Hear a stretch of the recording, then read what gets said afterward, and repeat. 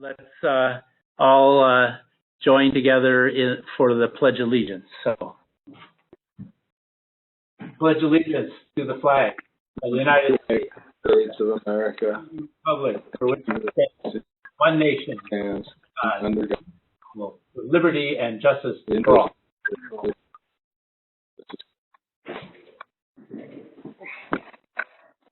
Okay. Did that come through okay? All right. So let's see now. We'll have Kathy. Can you do roll call for us? Okay, Mayor McGowan. Here. Matthew Lund. Present. John Glondo. Here. Rustin Weaver. Here. Stephen Harper. Present. Mickey Holtz. Here. Beth Williams. Here. Ken Ratliff. here. Okay. Sounds like everyone's present and accounted for. So on the next item on the agenda is approval of the meeting agenda. Is there a motion for that? I make a motion we approve the agenda. Second. Moved and seconded to approve the meeting agenda. The motion was by Beth and the second was by Stephen. I'm correct. All those in favor with aye? Aye. Aye. Those opposed? Those opposed? Any abstentions? Okay, I think we covered everybody's possible way of saying anything. Okay, under announcements, appointments, awards, and recognitions, what I want to talk about here is the citizen comments on non-agenda items.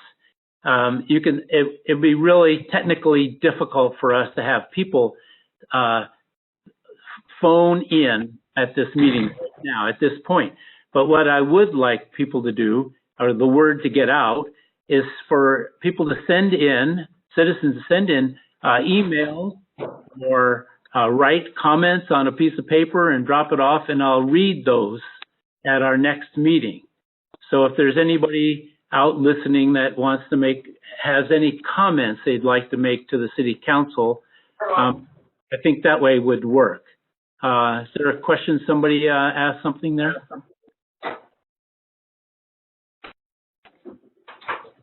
I would just like to comment and just make sure there's clarification.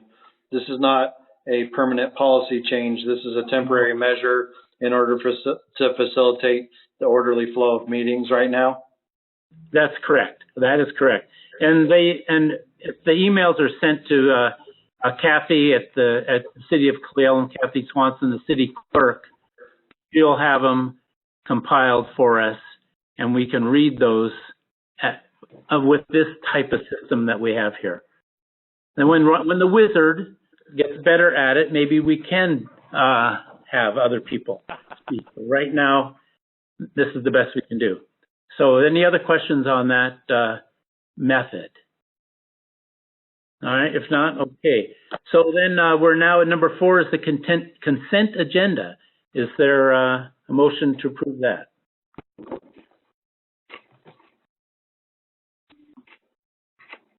I make a motion to approve the consent agenda. Second. Okay, it was Beth made the motion to accept the consent agenda, and Matthew seconded. Is that correct? Yes. Okay. All in favor with aye? Aye. Aye. Opposed? Abstentions? All right. The consent agenda is approved. So now we're down to officer reports, and we'll hear from the wizard first. And that is Rob Ullman, our city administrator, and he is trying to work out the bugs with this virtual meeting for us. Thank you, Rob. Go ahead. Yeah, Thank you, Mayor and Council. Yes, the wizard here, and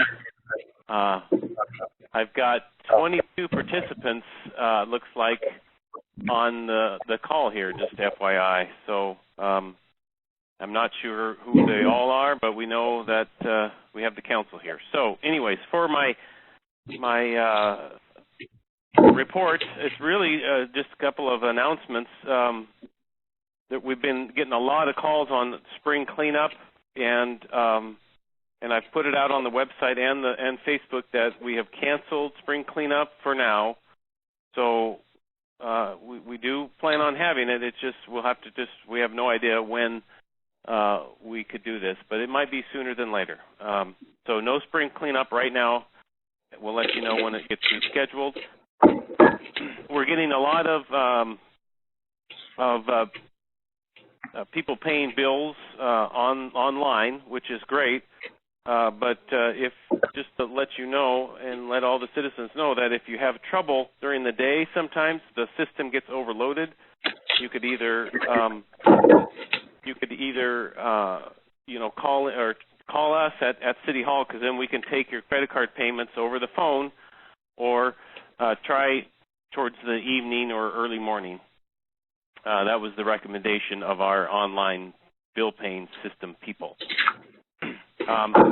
The water plant wants to let everyone know that the 2020, they call them CCRs. It's basically the water quality. It is online and it's done and ready, and it's as you know, the water's as good as it always has been. But that is something that we have to notify all the citizens, and we will at the next bill. We'll put a little note that it is online if they want to go read it. I just received a kind of a compile of grants that our treasurer's been working on. She's kind of been tasked to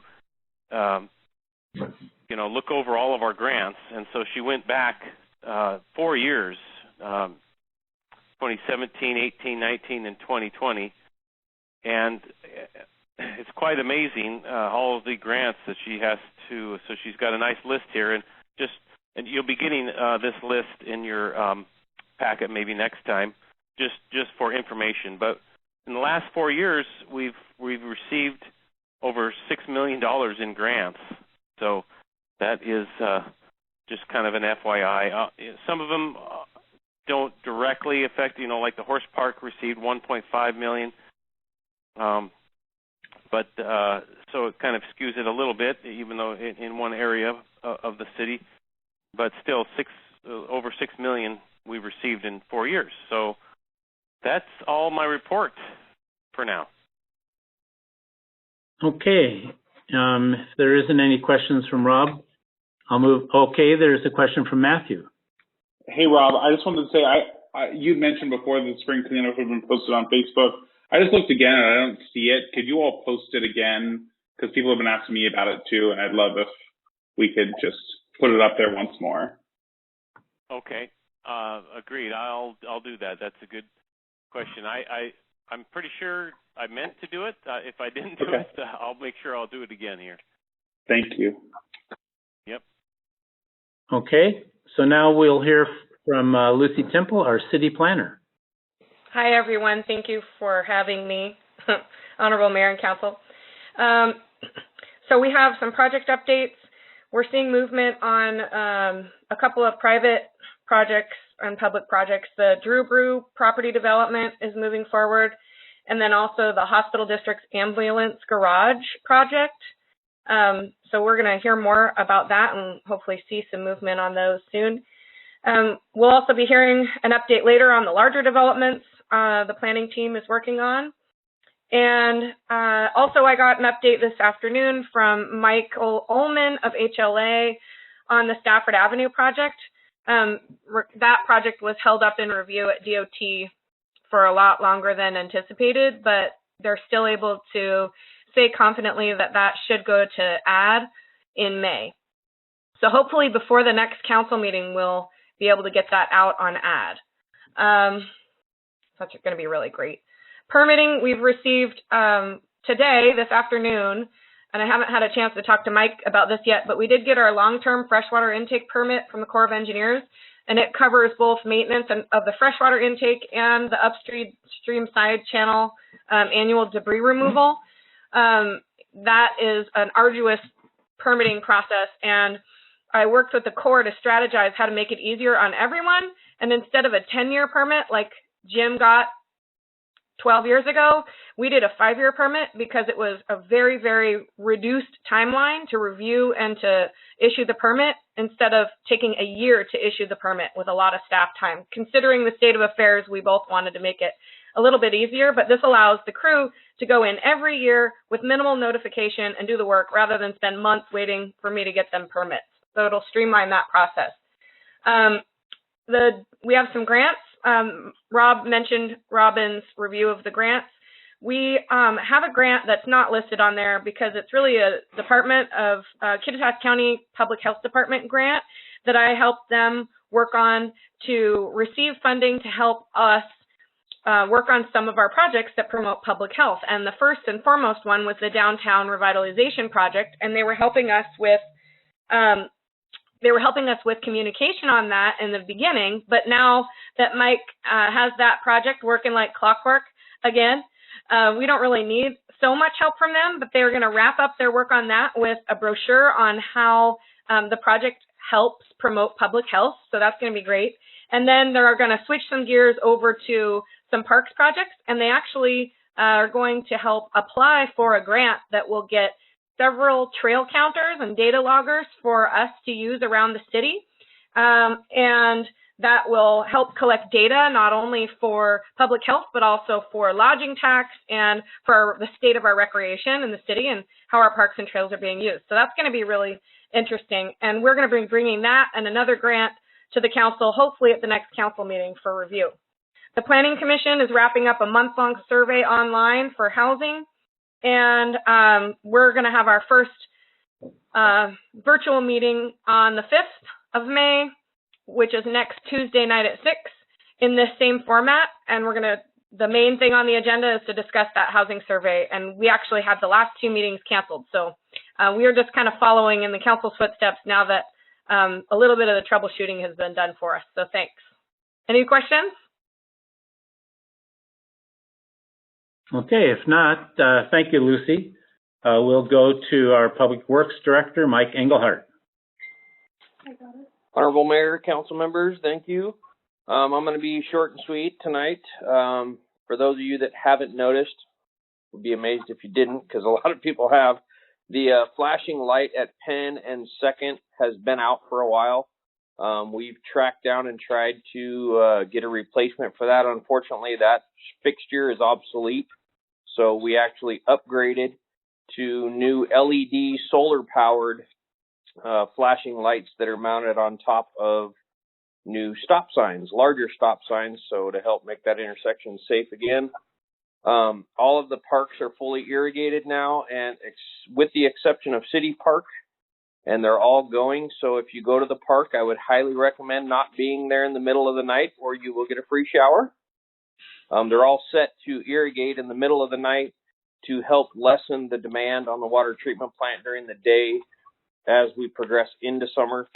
Obviously, with homeowners being at home and whatnot, irrigating their yards, the demand on our water treatment plant is sometimes can get taxing. So that's why we decided to irrigate it in the middle of the night. And it also helps with the evaporation of the irrigation. You're going to get more water absorption into the ground in the middle of the night than you do during the day.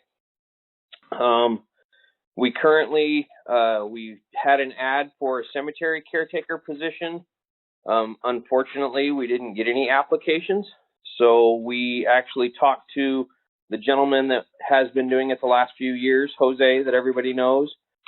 He recently has started his own landscape business, and through some negotiation and discussions between him, Rob, Robin, and Kathy, we actually came up with the resolve that we're actually saving the city a little bit of money by hiring him as a subcontractor, so he's not actually on the payroll. It would be a subcontract for him to take care of the cemetery for us this year. So we're going to give that a shot. The storm sewer project is back in full swing, as I'm sure everybody has noticed. After our meeting last week, they're actually starting to gain ground on the 2-week delay they had due to the self-quarantine phase they went through for 2 weeks. So that's a good thing. We're gaining back up to hopefully get it closer to the original deadline schedule. But as they get down to Billings, or they are at Billings and Oaks, you're going to see a lot more intersection closes during the day, and that's so that they can do the 903 crossings to get all the conduits and utilities across 903 to the north side of First Street. So be patient, be aware of the detour signs. And again, the businesses are accessible during that time while the construction's going on. And lastly, this last week, we did have a pretty significant shutdown along 3rd Street. We were doing a new water service, and once we opened it up down to the pipe, we noticed a very significant leak.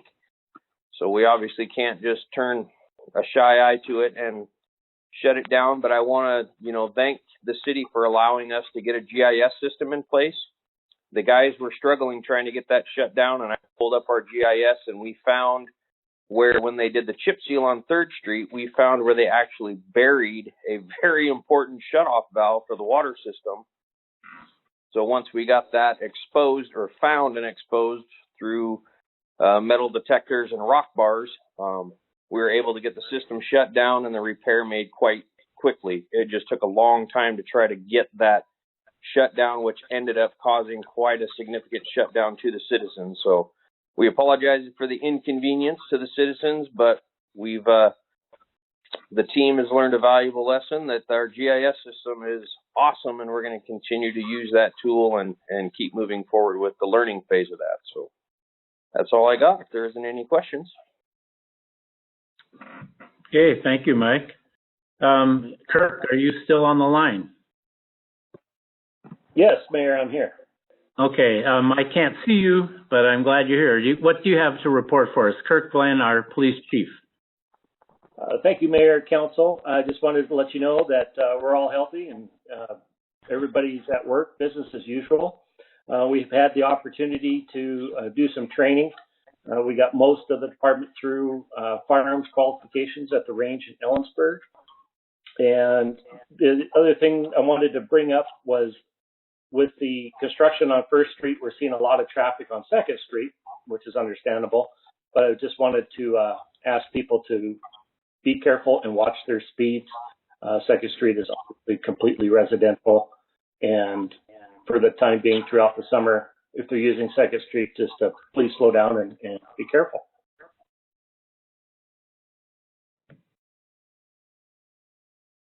And that's all I got. Okay, all right. Thanks for that. I'm glad everybody's holding together up there in the police department. So what I didn't put on the agenda, I should have mentioned it actually, is I asked Greg Dorn to give us an update on the 47 North, and I'm going to have him do that here under officer reports. So Greg, if I see you, if you can hear us, you have the floor. Can you hear me, Mayor? Say that again. Can you hear me? I think I can hear you now. Can you hear me? Yes, I can hear you. Okay, great. My apologies. I have a laptop, and I can get the camera to turn around. So I'm talking through the phone and looking through the computer, so I don't know if this is going to work or not. Can you hear me okay? Yeah, we can see you fine, but if you hold the phone a little closer, maybe we can hear you better, but go for it. No, can't hear you. Can't hear you at all. Can't hear me at all.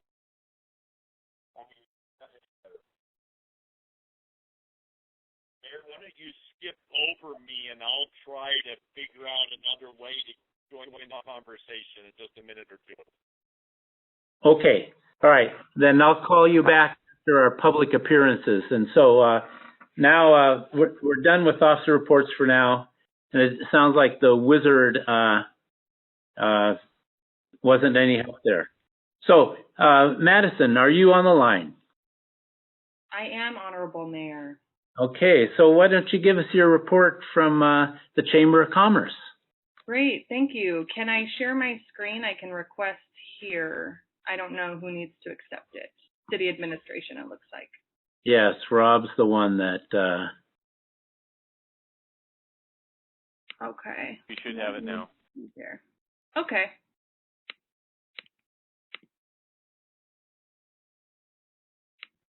Can you see my screen?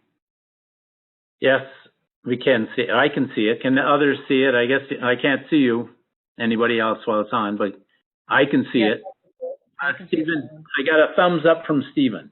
Great. Okay. So yeah, today I'll be going over our Discover Cle Elum campaign progress for February and March. That being said, things obviously have changed very rapidly over the last few months, especially this last month. So I'm excited to report that to you next month. So starting with February, just a few things that we had highlighted on Discover Cle Elum. This was kind of when COVID-19 started to become something we were actually focusing on here in the States.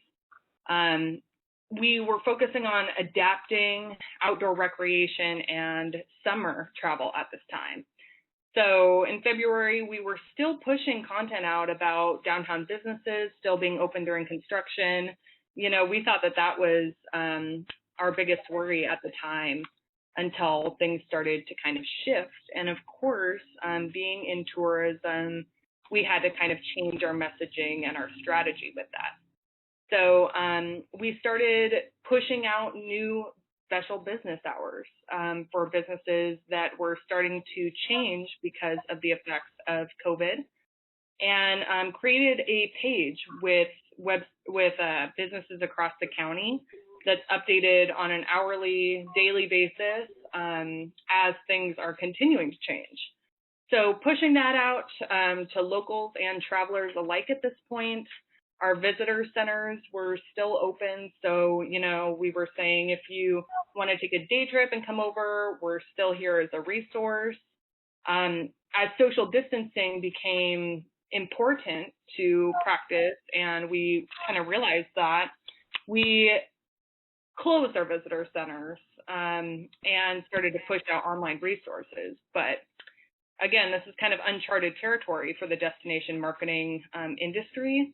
So I turned to J-Ray, a very large destination marketing agency out of the West Side, turned to Chelan, Leavenworth, Wenatchee, similar communities across the state to see what they were doing to kind of adapt to this themselves, and try to put some of those best practices into our campaign. So at the time in February, we were pushing outdoor recreation and scenic drives, ways that you can still visit Cle Elum and support our local economy while also practicing social distancing. And very rapidly, this changed to be much more serious for all of us. We closed our visitor center and we started pushing out ways that if they wanted to take a day trip here, what could they experience from their car? How can they contact us as a visitor center for resources and information for planning, and started to really promote that. As far as the numbers, we haven't been hit as bad as I had expected on Discover.com. We had about a 45-50 average.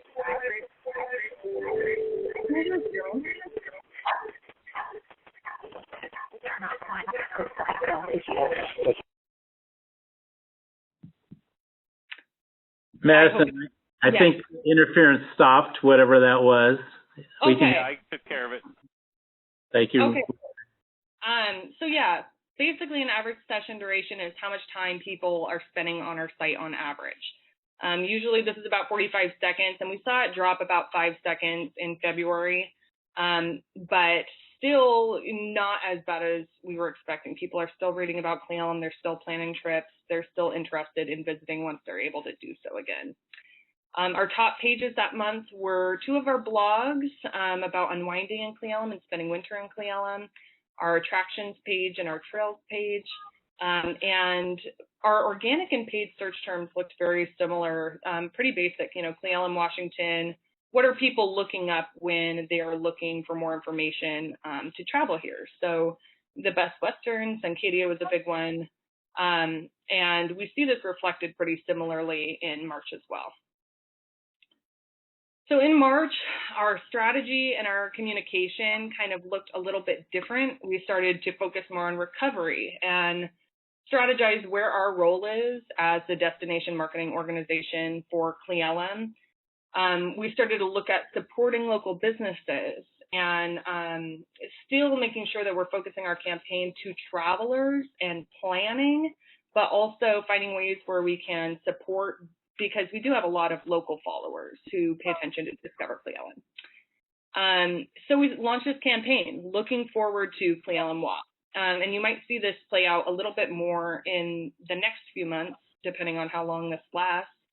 That's more of a dreamy campaign of imagining your dream trip, planning an itinerary, because we're all still here and able to answer questions and help folks plan. At this time, we were pushing for summer travel planning, inspiration, and ideas. So, you know, visit Lake Cle Elum this summer. We talked about trails to look forward to this summer. We pushed out some historical information so that, you know, parents who are at home with their kids can learn more about Cle Elum and, you know, kind of dive into the historical elements so that they can visit down the road and it'll mean even more to them. And we've also looked at adapting businesses. So, you know, things from iconic old school businesses, Pioneer Coffee that has just grown and adapted, to new, you know, Cle Elum Coffee that's brand new, how they're changing with the times. El Caporal, you know, Mike's Tavern, so many different businesses downtown that have gone the extra mile to make themselves available and survive this. We kind of wanted to highlight them. And again, we have been pushing out that link for the updated business hours across the county.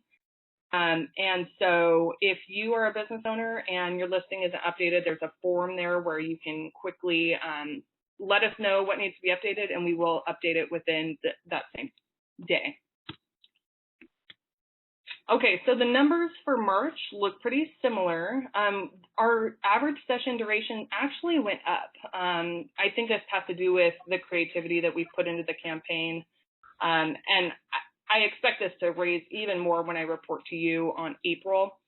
But yeah, 42 seconds versus the 40 in February. That just shows that we're having content people are relating with and that they want to read and plan. It also has to do with that they have time. They're sitting at home, they're on their phones right now, they're bored, they're surfing the internet. You know, this is a perfect time to plan a future trip, maybe not with an exact timeline, but we can help inspire them through our Discover Cle Elum campaign. Top pages were very similar because we do have a newsletter. We push out the 2 blogs every month, as well as attractions, our trails page. I've been working with the Forest Service to update that. Events in Cle Elum area, which obviously have kind of shifted. Top performing search words is very similar to the last month. Cle Elum hotels, Cle Elum lodging. You know, people are looking, where can I stay? Cle Elum Lake, Cle Elum, Washington. As far as what we're doing in the community, this is in February and March, which feels like forever ago. But we're still working on planning our Independence Day celebration, and we're still planning as usual for Pioneer Days. We're working with public safety very closely, our board and event coordinators across the county. We had a meeting today that will continue on a weekly basis to discuss and just brainstorm. You know, we don't have all of the answers, but public safety is on that call. And we're able to ask questions, what can we expect, and put together our own set of best practices in that regard. We've updated our 2020 Town Guide, which I'll be really excited to show you guys next month during our reporting session. And things are changing, and we know that. This is a print publication that we distribute around Cle Elum, and because usually we will print one time a year. I printed half as much this year because I want to return back to it in the fall and see what might have changed event-wise, business-wise, hours, and just make sure it's updated throughout all of 2020. In February, I also met with Suncadia to sit down and talk about our Discover Cle Elum campaign. I really wanted to get to a clear relationship with them and talk about cross-promotion. We always are pushing out their content because they are a major tourism driver to the area. And they had agreed, the new general manager, Noni, and marketing team had agreed that they would love to be more a part of this campaign. They'd love to be part of the communication and help share other components of Cle Elum outside of just the Suncadia gated area. So really excited about that and to see how it plays out. Obviously, things have changed since February. But once things are normal again.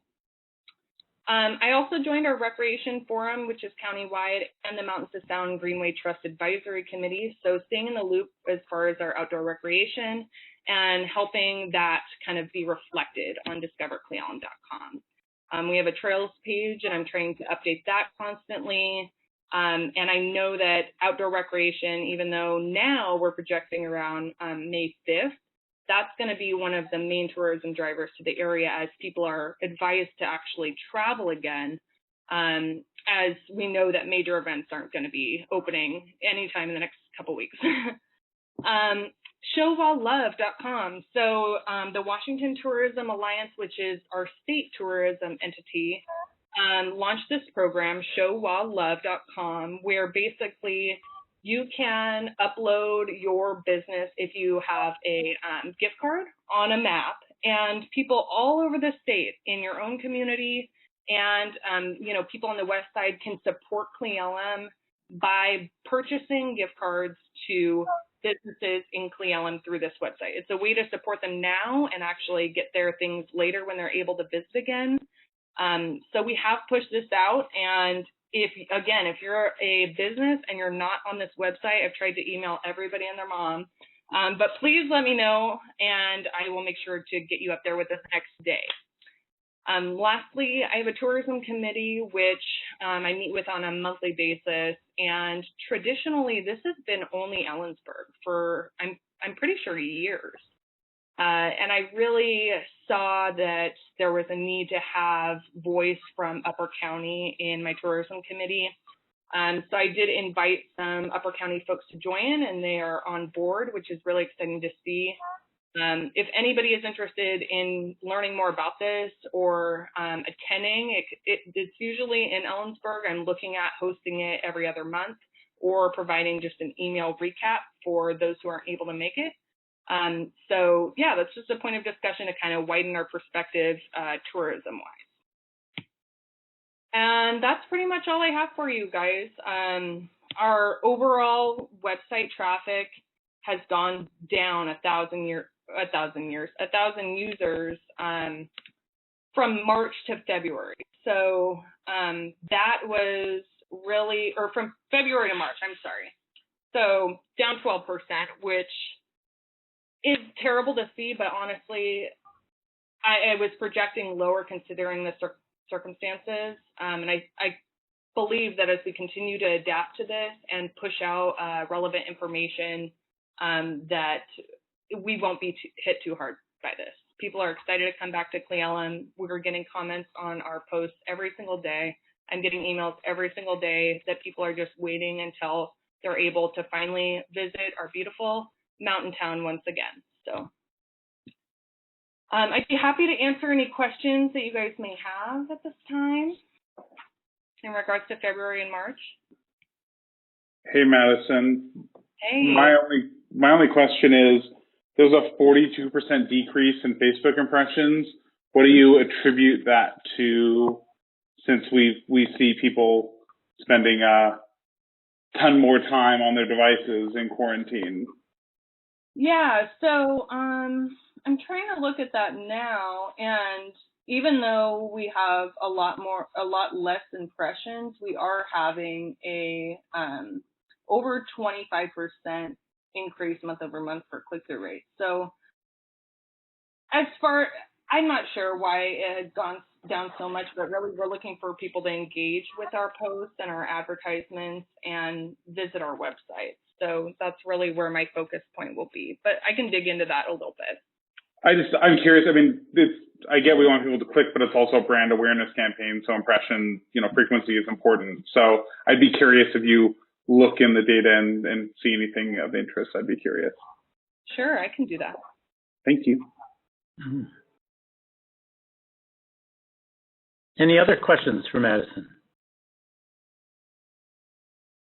Well, everybody's quiet, Madison. I think you're probably well received. So I appreciate your report. Great. Thank you so much. Okay. Hello, Mayor. Can you hear me any better now? Yes, we can hear you better now, but we'll wait a little bit. I can hear you really good now. And we'll Okay. Next on the public appearance is a Downtown Association report from Debbie Bogart, and we'll get back to you, Greg, okay? Great. Thank you. Thank you, Honorable Mayor and Council members. I'm glad to be here tonight and to see all of you. Excuse me, I've been talking for a while, my mouth is dry. So we're excited that we have launched our small business grant. And as you know, every year, or not every year, but in the past 2 years, the Downtown Association has had a grant that went out for facade and beautification.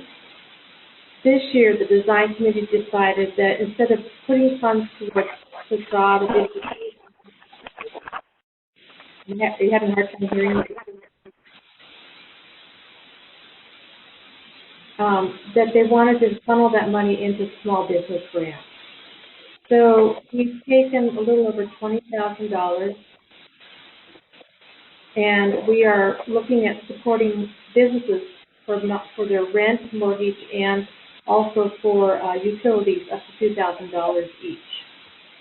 So those applications have been coming in, and we have a review team, 2 board members and another committee member who are looking at those right now. So we're accepting grant applications, and we're reviewing them right now. So that's kind of exciting because we know out here there's quite a few small businesses that could use a little bit of extra help or have not received any help at all, so they're really looking forward to how we can do that.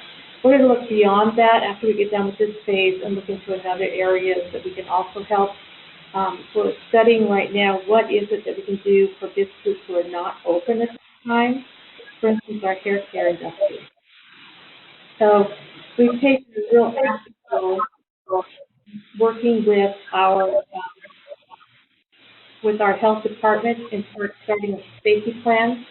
We have a draft safety plan for the hair care industry, which is going to be looked at again now by Dr. Larson. It's also going statewide. We've got quite a few other programs who are wanting to see what is it that we're putting into place. Now, we've adopted the plan from Georgia and from some other states, so it's not something we've totally written, but it's something that we've been able to modify, and we feel it's a pretty strong plan. We know the governor has to make that. It's not something Dr. Larson can do, but at least we could start the conversation out there in the field and in Washington State, and hopefully get we have, I think, close to 50 different people who are not employed right now because this is an area that the state isn't even looking at. It's considered a high-risk area, but it's got some of the same characteristics as you would have if you were a doctor or physical therapist with the proximity and the closeness to clients. So we're really hoping that the state will get on top of this. We are also working really closely, as Madison said, we have a group now looking at events and gatherings. It's not just here in the county, but the Washington Main Street Association is also putting procedures together for us to follow. So that's something we hope we could get more on top of. I can tell you that I get anywhere from 3 to 10 emails a day wanting to know what's going to happen. Are we going to have Pioneer Day? Are we going to be doing, any of our events? Can we do this? Can we do that? So it's something we really need to get some type of guidelines on and have an idea of when we might be able to start some type of gathering. We know that from our discussion today with Dr. Larson that we have to be able to maintain that social distancing right now. We're going to have a gathering. It's got to be a be in a way that the social distancing be adopted and modified. So more on that over the next couple of weeks. We'll know more about whether we're going to do Pioneer Day, what it's going to look like, how we might modify it. Is that my computer doing that? Let's say that again. Is that my computer making all that noise? There's some nodding. I'm not the wizard here. I cannot say. Yeah, I think it's Debbie's has some interference, but we still heard her pretty good. We can hear you. I had my earphones in. But, we have also canceled the downtown cleanup. We're not doing downtown cleanup on May 16th.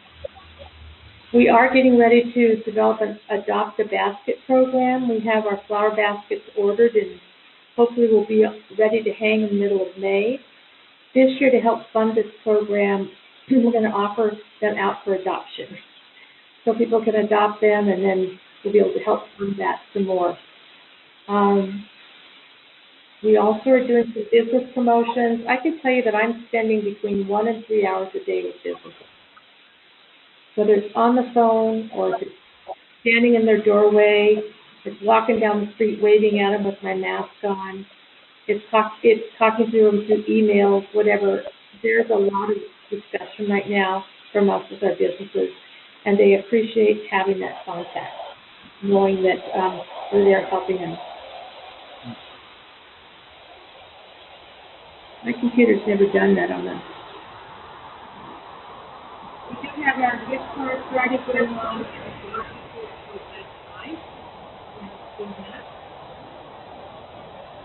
That's been fun. People have been actually visiting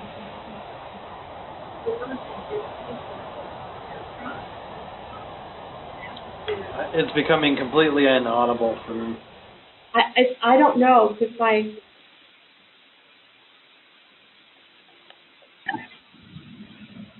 Do you have a fan on in the background by chance? I don't have anything on. Huh. Well, keep trying. There's nothing here at the street, and it's quiet on the.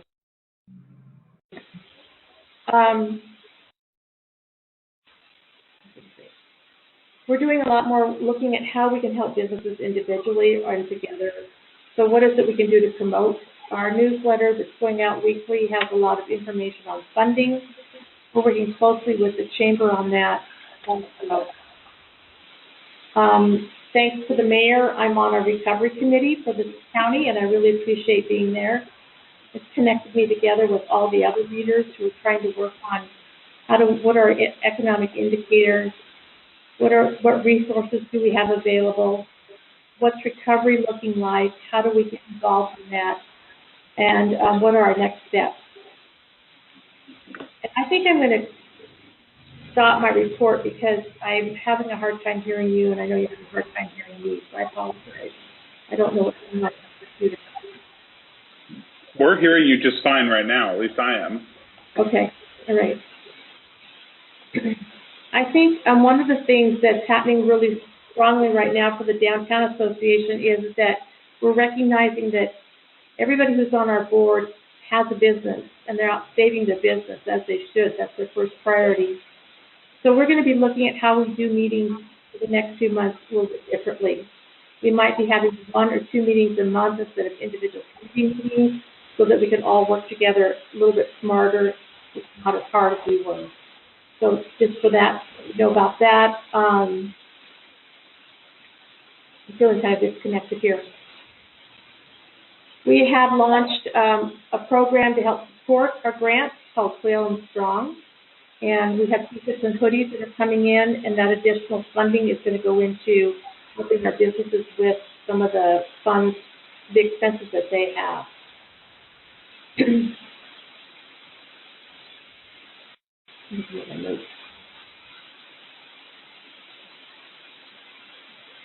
I think the biggest thing is right now, people want to know how can we gather. Even with the high school and the seniors, we're talking about how can we help our high school seniors with some things downtown. So there's just a lot of questions going on right now. Our new office, we're into our new office. We're almost all the way up. We have some signs to get up and some other equipment to put on board. We also will be announcing soon that we have a part-time assistant contractor that's going to be working with us. So that's exciting to know that we've got some support coming in to help with some of our events. And that's about all I have right now. It's just been a really busy, different month for us. But we're here and we're busy. So if you walk by 123 East 1st Street, wave at me or stick your face in the door and say hi. Thank you. All right. Thank you, Debbie. Thanks, Debbie. Okay. With that, we'll try and connect with Greg Dorn again. There he is. So, Greg, do you have something to tell us now? Can you hear me okay, Mayor? Seems like it. I see at least one thumbs up, so we'll give it a try. And Mayor, I will send you and the council a memo tomorrow morning that has a summary of everything that I was going to report, so that you have a written copy that you'll be able to hopefully to read and review. And then if you have any follow-up questions, please don't hesitate just to send me an email, and if any council member has a question, I'll share the answer with all members of the council so that you can all see the question and the answer. So my apologies for the technical difficulties.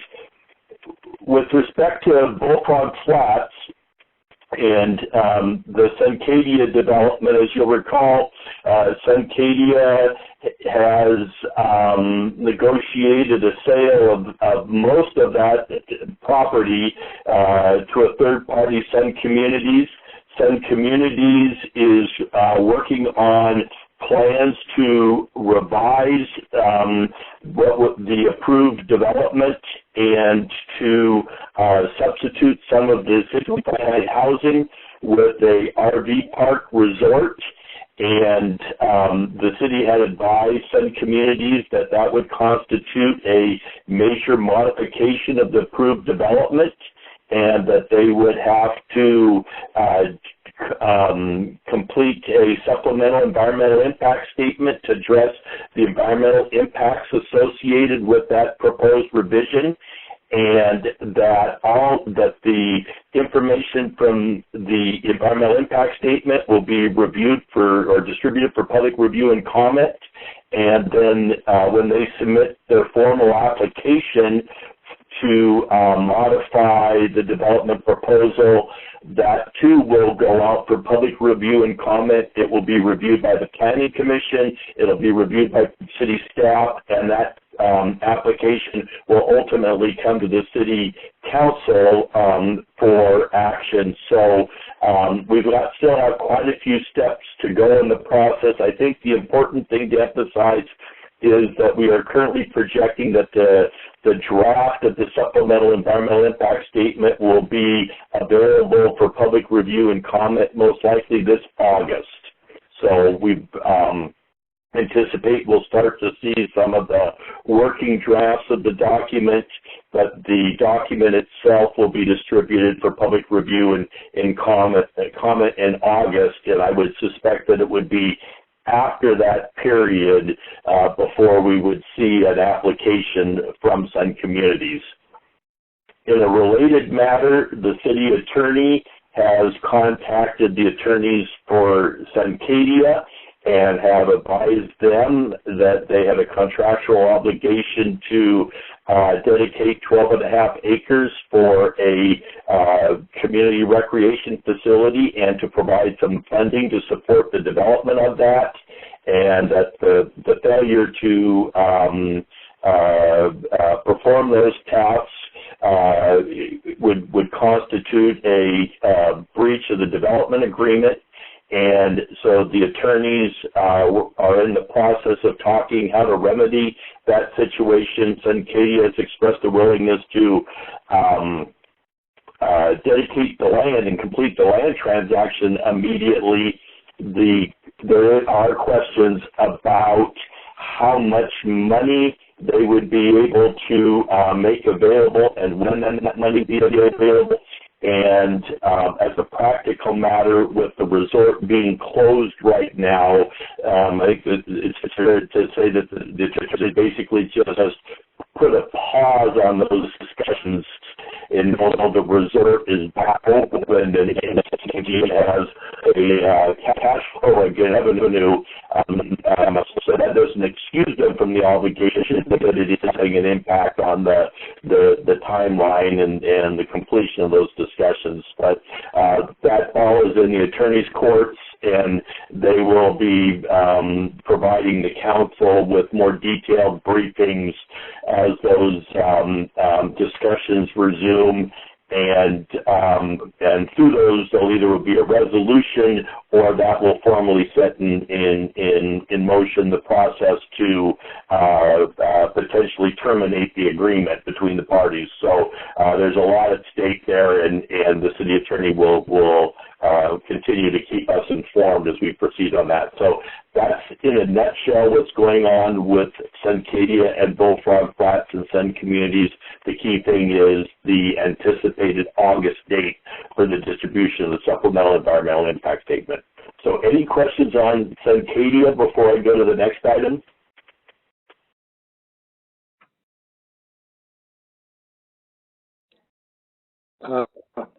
This is Ken. I don't know what happened. All I see is a great deal of what was just presented was incoherent.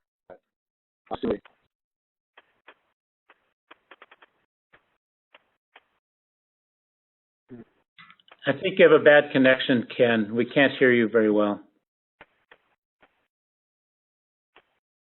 Can you hear me now? Ken, I can hear you clearly, and Councilmember, we'll make sure that, like I said, that there will be a written summary. That might be a more effective way to communicate. And as you get that, if you have any questions, certainly let me know. But if you can hear me now, and if you have any questions, I'll do the best I can with the technology we have to try to answer them. Yeah, Greg, I just want to see it in writing.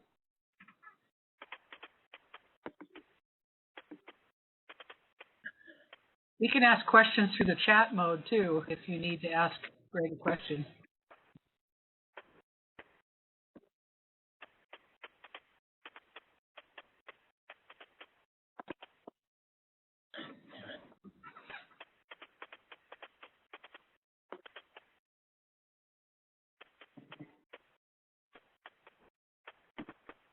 Should I go ahead with the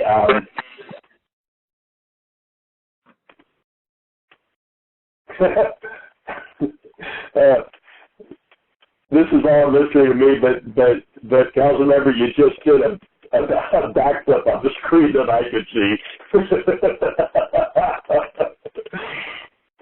Mayor, should I go ahead and talk about City Heights for a minute? Ken, we really aren't hearing any communication from you at all right now. Can you hear me, Ken? Yes. Ken, you're completely breaking up on us. Okay, I don't understand. Try talking to us. Yeah. Hello, testing. Well, I can hear you now. I can hear you now. Okay. I just want to see it in writing. Did you hear that? Ken, you break up on us. It's like a bad phone connection. He just wants to see it in writing. He just wants to see it in writing. Okay. All right. Okay. Continue on, Greg. And then, Council, you may recall the City Heights development that was approved back in 2011, and the city had been notified that the project sponsor was going to proceed with implementing that project, and he had indicated that he did not anticipate any major modifications or changes to the development proposal. And he then subsequently requested a pre-application meeting to present what he was considering in terms of a first phase of the development, which at the time, as he presented it, he anticipated that it might involve the creation of about 107 of the 955 residential lots that had been approved.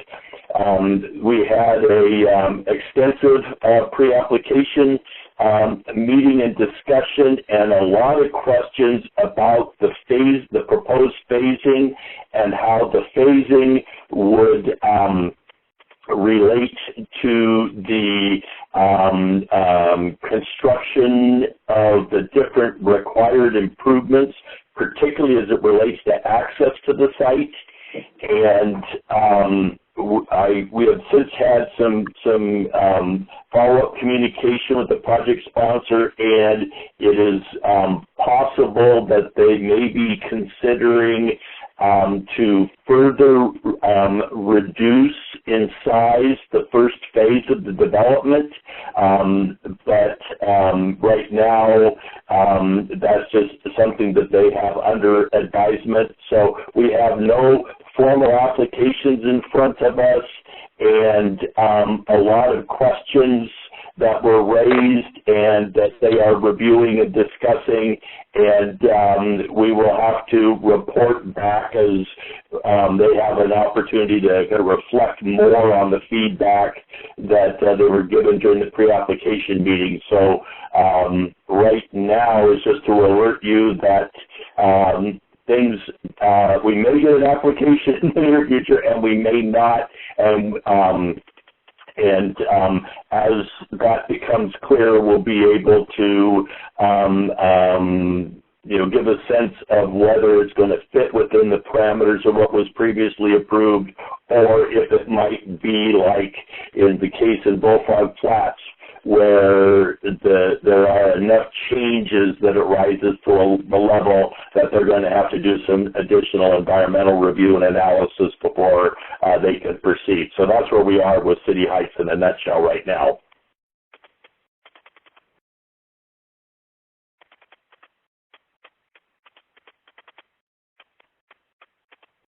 There's two other items I'll touch upon briefly, and then they'll also be referenced in the memo. Council may be aware that there are two property owners that own a significant amount of property in the 450 to 480 acre range in the unincorporated portion of the Cle Elum urban growth area that is north of City Heights. And they had, I believe, previously expressed an interest in proceeding with annexation, and they had recently contacted the city and wanting to talk more about some of their preliminary development plans. So you may see some more action on that front in the future, although it does seem kind of across the board that this whole thing with coronavirus does seem to be kind of slowing down planning and development activities, and even kind of planning for development. So it may not proceed as quickly as was previously expressed, but it is possible that you could see a renewed interest in that annexation.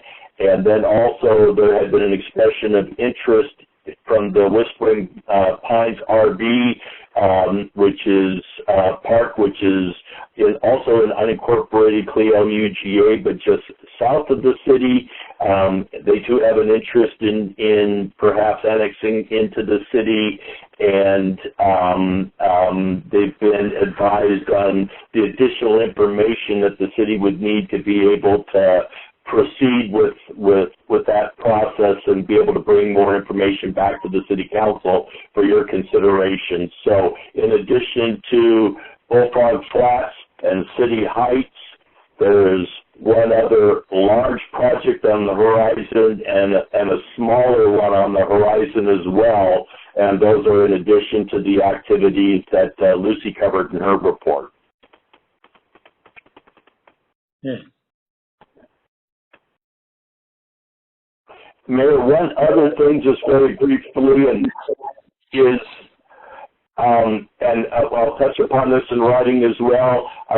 Mayor, I know that you received an email from a marketing group associated with the City Heights project wanting to interview you and get your thoughts about the City Heights development, and you properly said that it would not be appropriate for you to respond to an inquiry like that, since you may be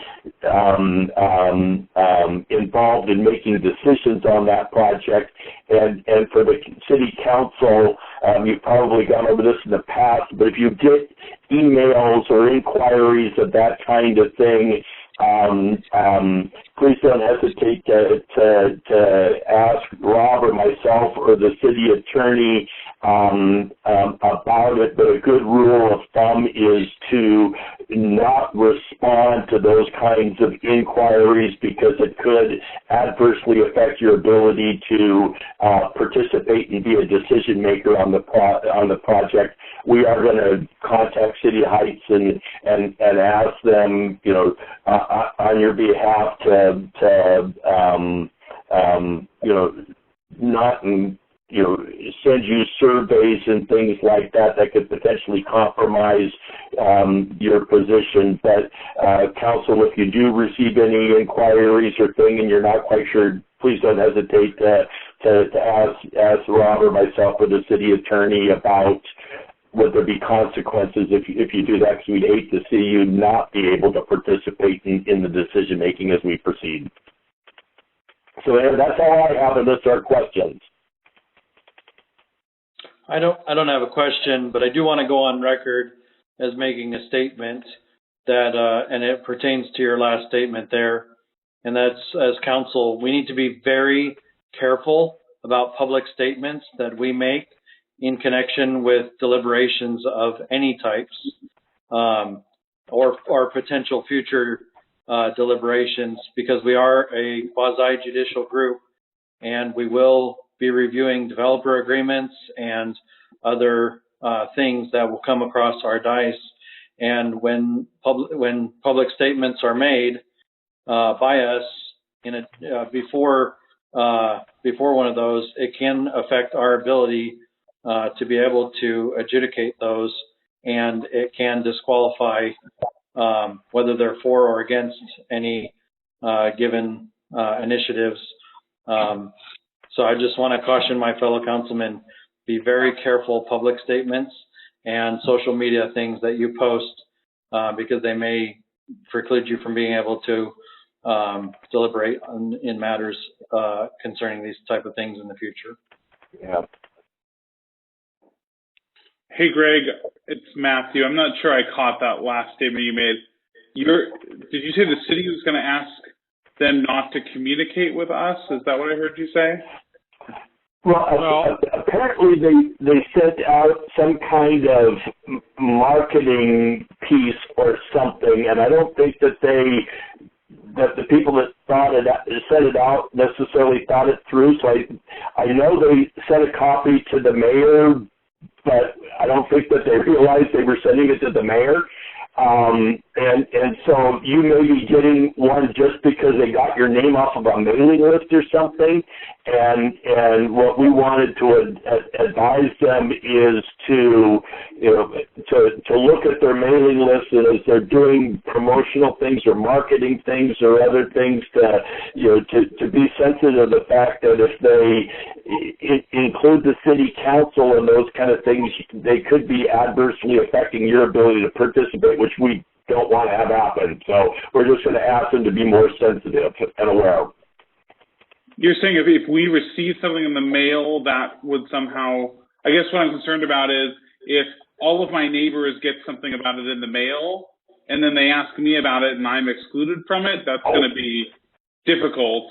not that I'm going to engage in conversations, but it would be nice to get that stuff. I mean, I guess as long as I don't comment on it, that would get rid of any issues with me being. Yeah, Okay. It's not the mailing. It's like where they send the case to the mayor, and we're going to call you next week to interview to find out your thoughts about this project, and that's the part that we want to caution them on. And no, if they send out a mailing to everybody, that it would be appropriate for you to know that, but just the part about the discussions outside of the normal process, that's where you want to be careful. Okay. Yeah, good question. Thank you.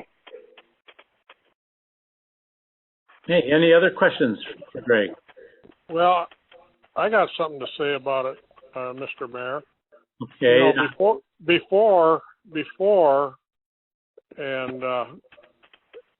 Before this development came along up here this year, it used to be that we could talk to the mayor or Rob, the city manager, and that was all the further we were allowed to go as far as the councilman. The council really is not authorized to talk to the city attorney. Those are up to you and Rob and the city staff to handle.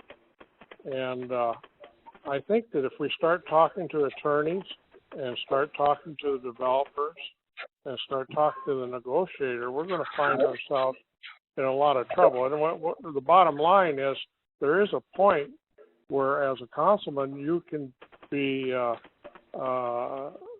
eliminated from having voting power when the time comes up.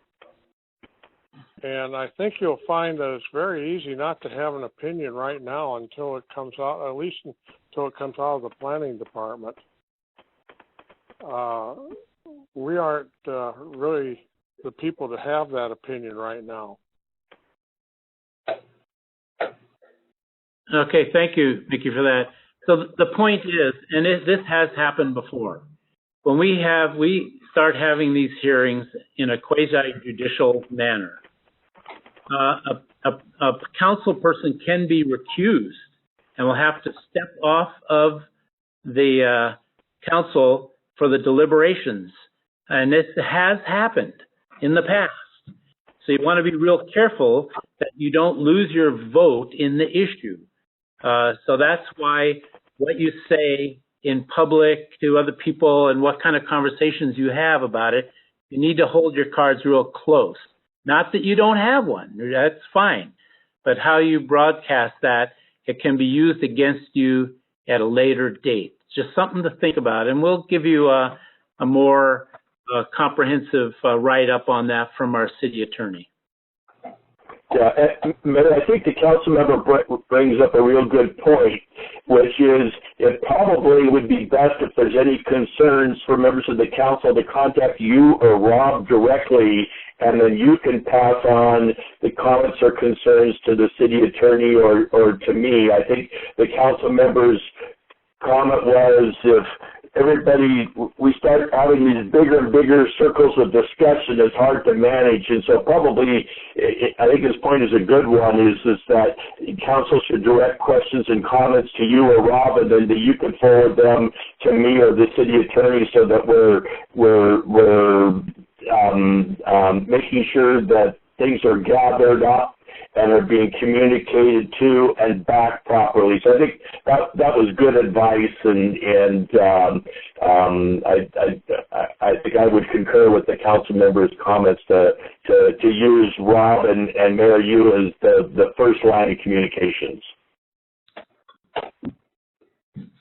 Okay. Any other questions on that? All right. Well, thank you, Greg, and we'll be having more conversations about this in the future. Yep, and I'll follow up, Mayor, first thing in the morning. I'll have the memo out to you and Rob, and you can pass it on to the rest of the council, and we'll go from there. And just in best wishes to every member of the council and the community. These are difficult times, but hopefully they too will pass. So take care, and I look forward to talking to you again soon. Okay, thank you. Okay, so now with that, we're down. There's no business requiring public hearings.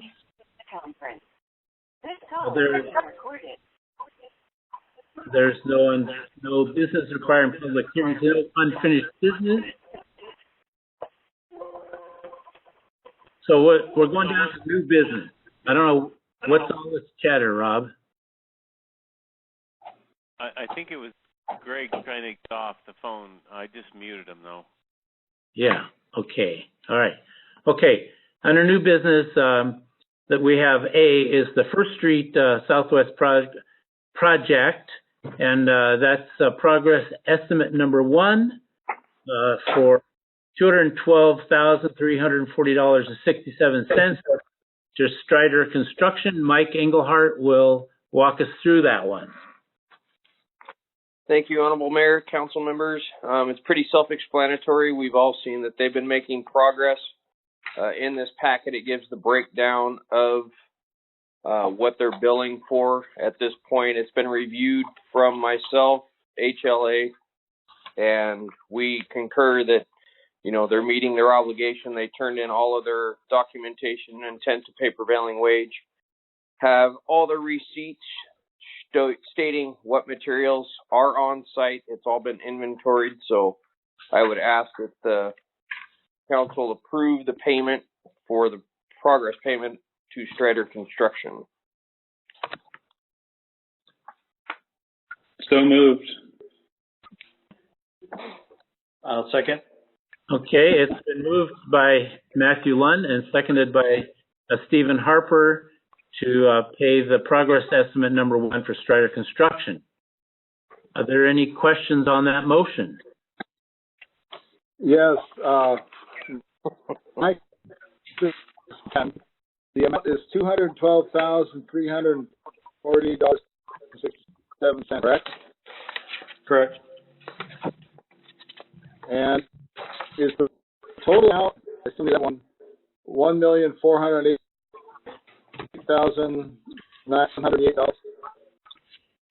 Ken, you're breaking up pretty bad. I hope somebody else can understand and translate, because all I'm getting is glimpses of it.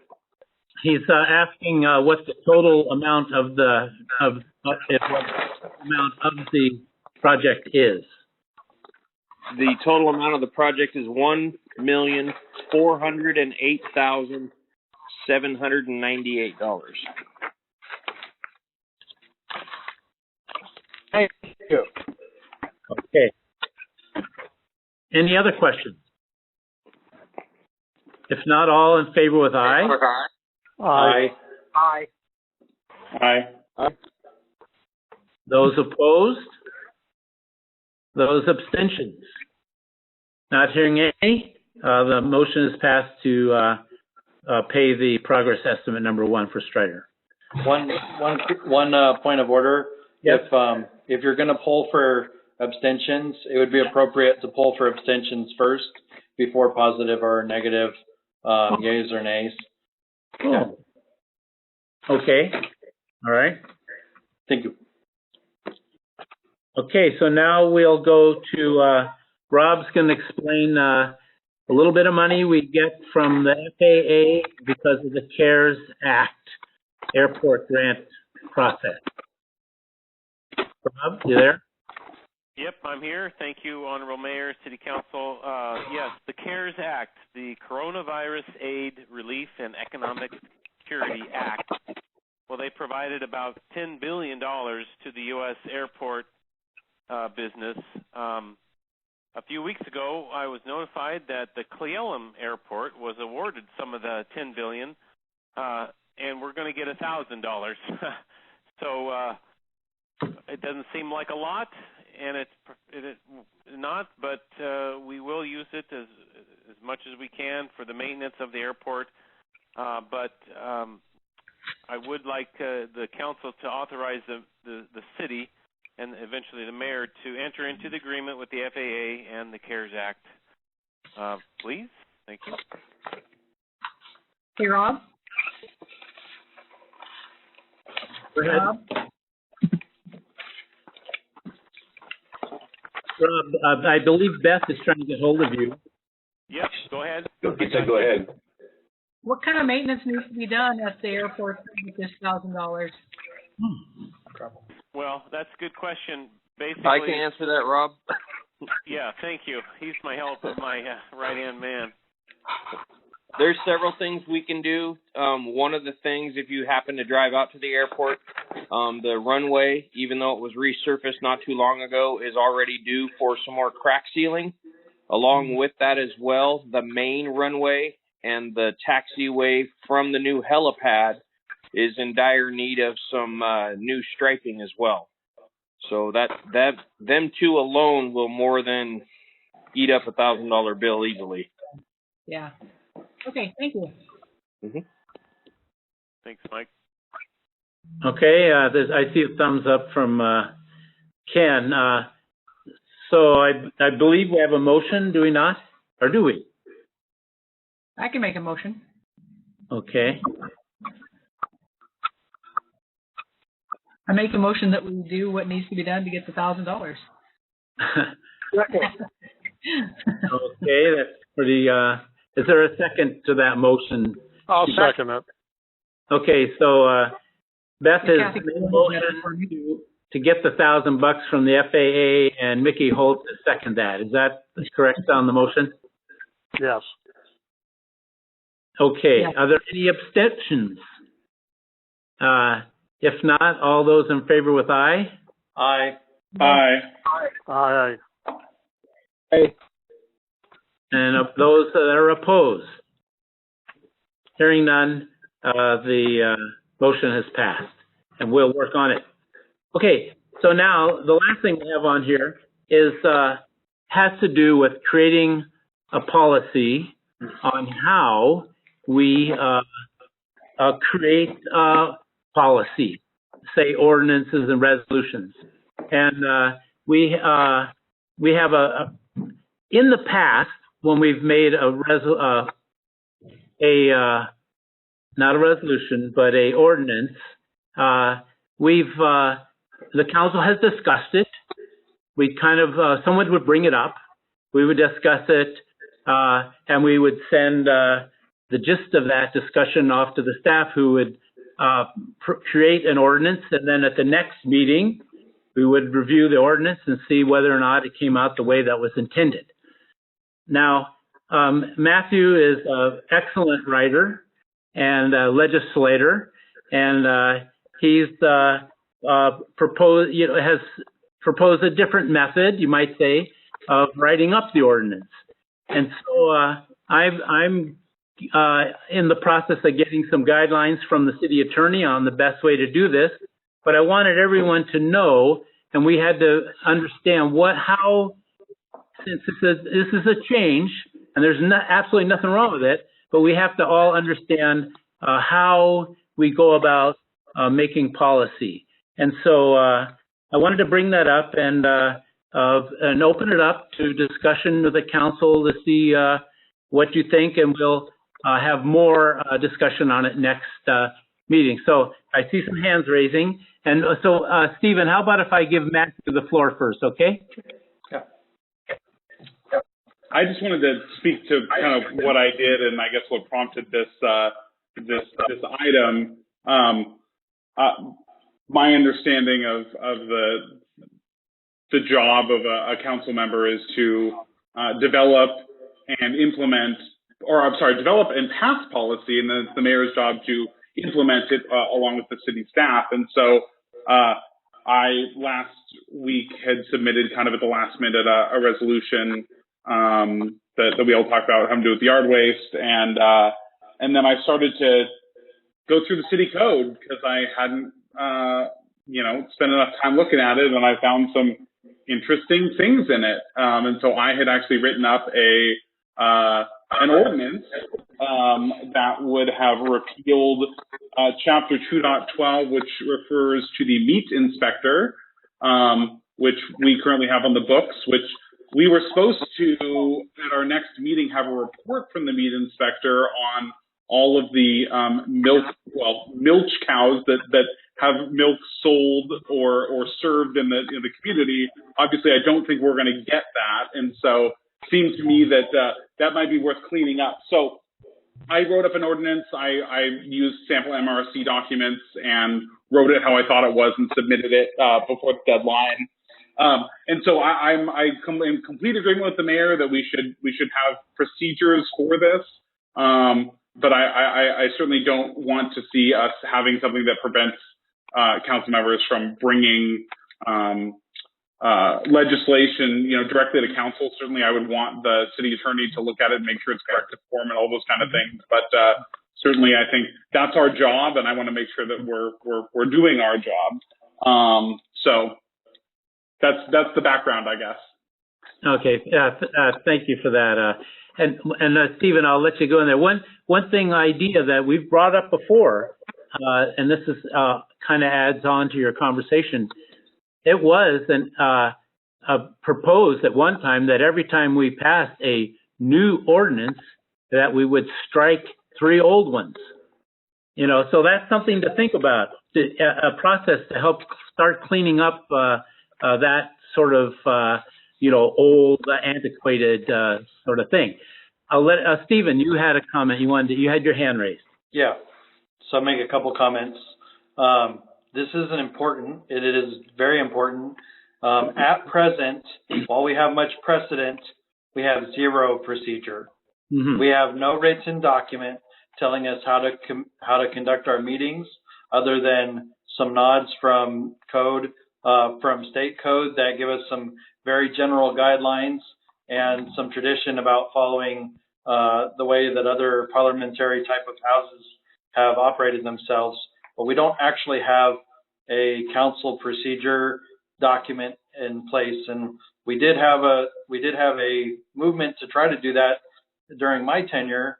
It's happened, but it's always gone by the wayside, as this council has not this specific sitting council, but the council in the past has never found it very important, a priority to actually have a procedure in place. And so we follow what we've done. And then when we do something outside of the norm, it ruffles a couple feathers, and then we, decide either to be ruffled or to not. And so while it is important to create a procedure, it's systemic. We don't need to just create a little cheat sheet of how we're going to do ordinances. We should sit down or refer to a committee to actually, I believe, draft, how are we going to conduct our meetings, as far as like Robert's Rules of Orders, et cetera. If we're going to follow those, or if we're just going to simply have some very basic rules. But nothing would preclude any of us from introducing an ordinance. The sticky part is we all want them to go through the lawyer, to the city attorney, and it would be, we need to make that mechanism.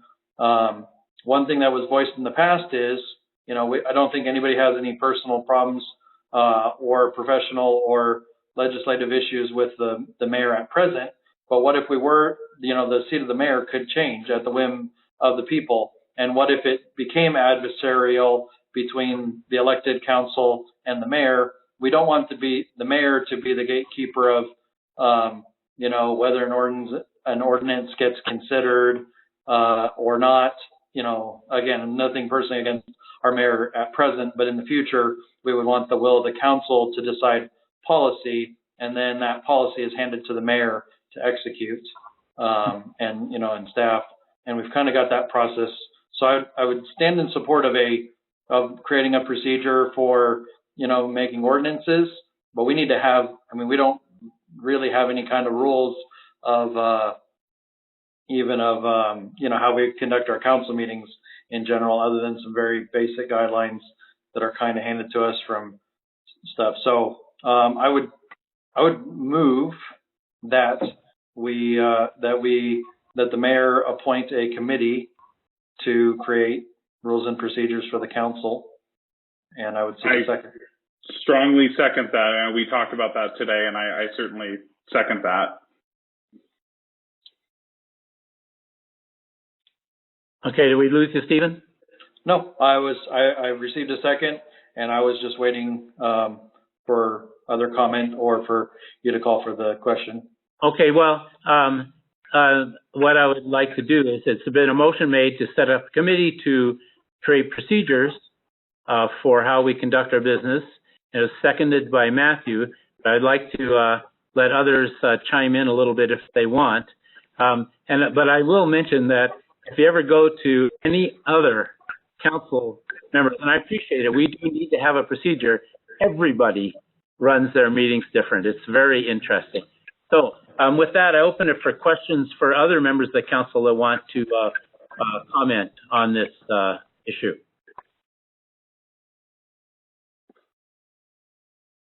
Hey, this is John. Go ahead. Who is that now? Jay, this is John. Oh, John. Okay, John. Go ahead, John. Who drafts the ordinances and that type of stuff now? Where does that come from? Right now, the way we've been doing it is the council, directs me to have staff write the ordinance up per the conversation with that the council has had.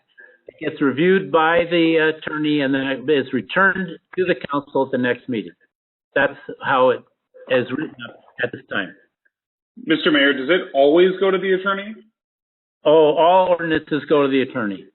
Okay. Okay, after hearing that, Jay, is there anything in the contract with the attorney as far as them charging or making money off of reviewing and or drafting ordinances? And if we start doing that ourselves, is that going to be kind of a bone of contention with the attorney to, one less thing for them to have to do? That's all. That's what I'm getting at is whoever's doing it now, are we taking work and or money away from those people? Oh, that's interesting. Well, the attorney will always, any ordinance that we present will be reviewed by the attorney. Up to now, it maybe, I don't know whether it would affect Kathy or not. Kathy has been the one, our city clerk is the one who has up to now managed or written up or worked with the attorney to review and to format those ordinances. So I don't know whether that we pay the attorney by the hour, so I don't see where there would be more or less expense there. Which doesn't really answer your question, but well, I'm just playing the devil's advocate here, Jay. Okay. All I'm saying is somebody else, whether it's the attorney or a member of the staff, that's doing this right now, and those of us on the council, with the amount of money we get paid a month,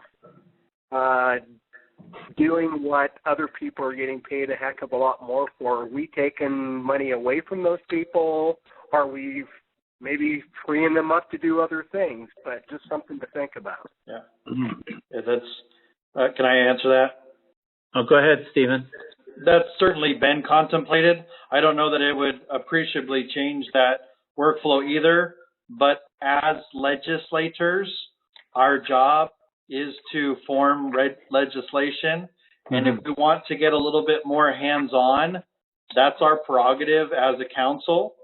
And while in the past, other councils have leaned on staff for that portion, it's not I don't think it's necessarily such a huge part of their job.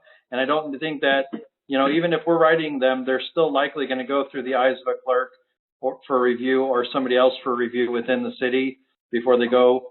And they'll certainly go before our eyes. And so I don't see it creating an appreciable change in the workflow.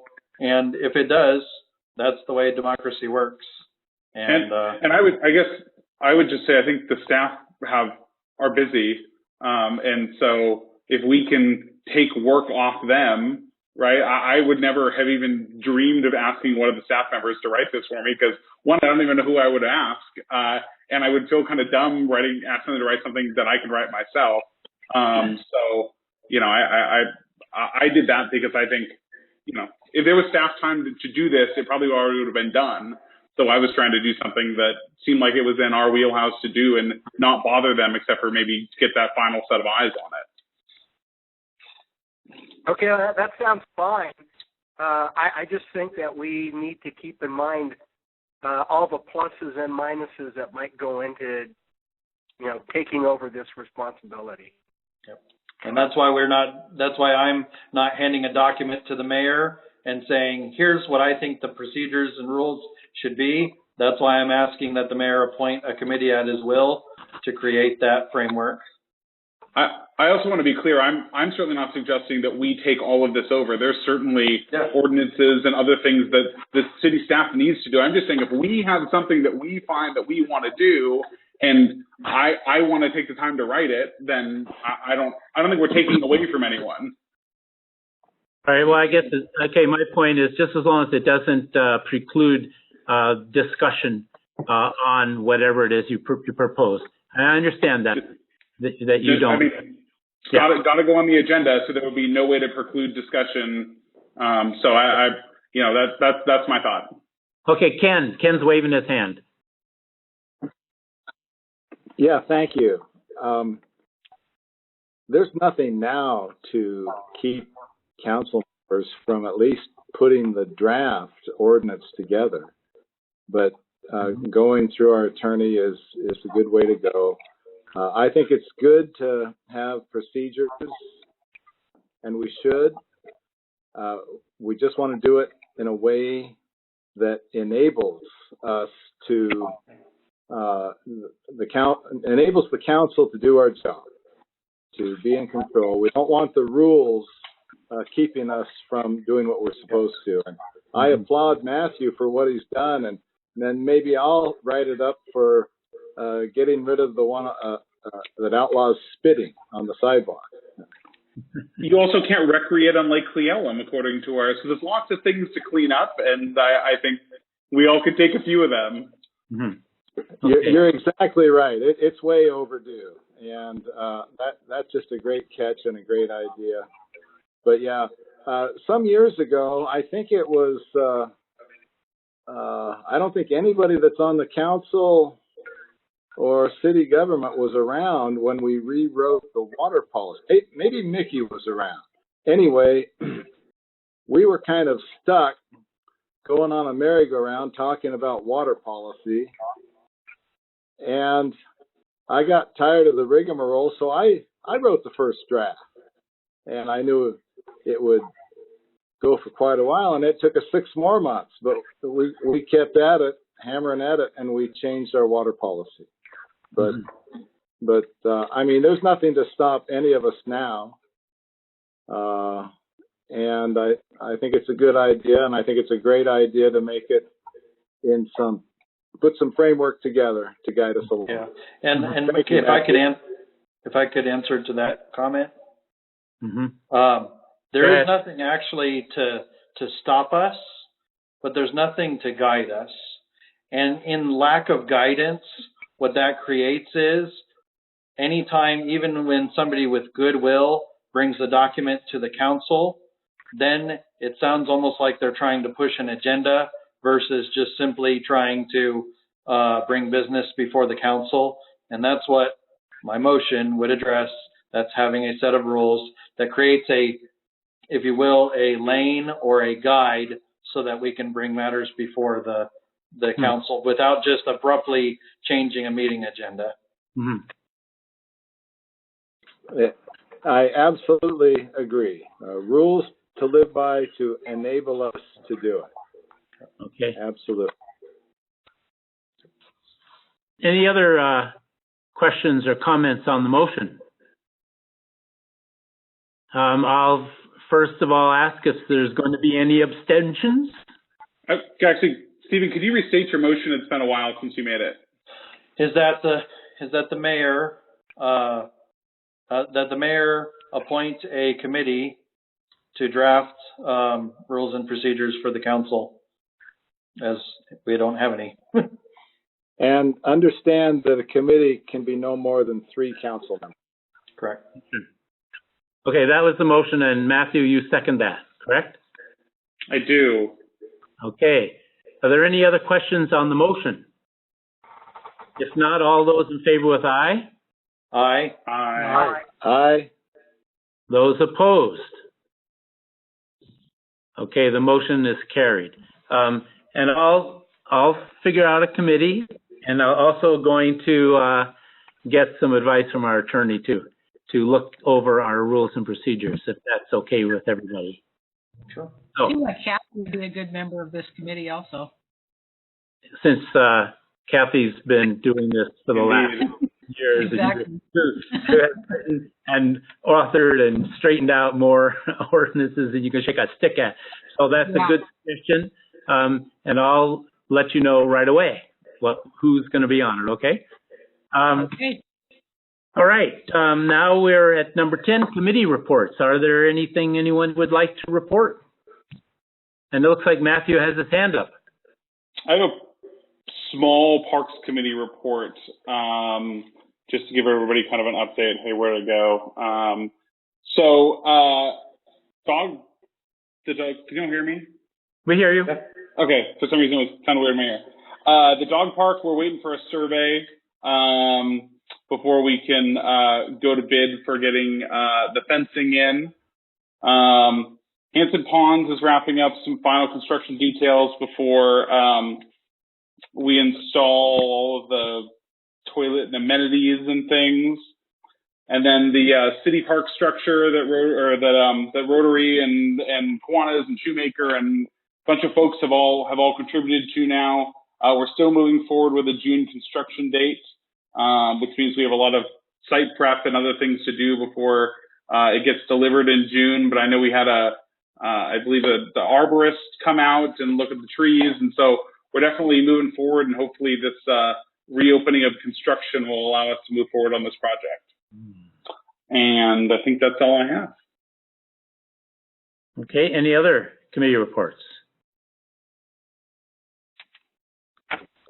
Jay, if I could say something real quick, it's not a committee report, but Go since ahead. it's kind of an odd time of year and Ed wasn't here today, I would like to remind everybody that tomorrow is voting day. However you're going to vote, make your voice heard and make sure you cast your ballots. All right, we're not supposed to be doing that. I don't know. We can tell people to vote. We just can't tell them how to vote. Okay, all right, that's good. Thank you for that advice. All right, anything else good for the order? If not, is there a motion to adjourn? Motion to adjourn. Stephen, I'm sorry, Stephen, you had your finger up.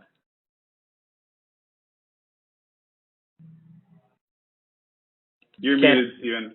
Can't hear you, Stephen. Just we are making progress as a technology committee as far as drafting some policies. Big shout out to John Storch. He's doing a lot of work as far as getting people together, being our liaison to some bids that we need to have done and bring before the council. And so I just want to publicly thank him for his service, and you'll see more reports from us. Okay. Meeting's adjourned. Thank you, everybody. Thank you Thanks, all. Jay. Yeah. Thanks, everyone. Bye-bye. Bye.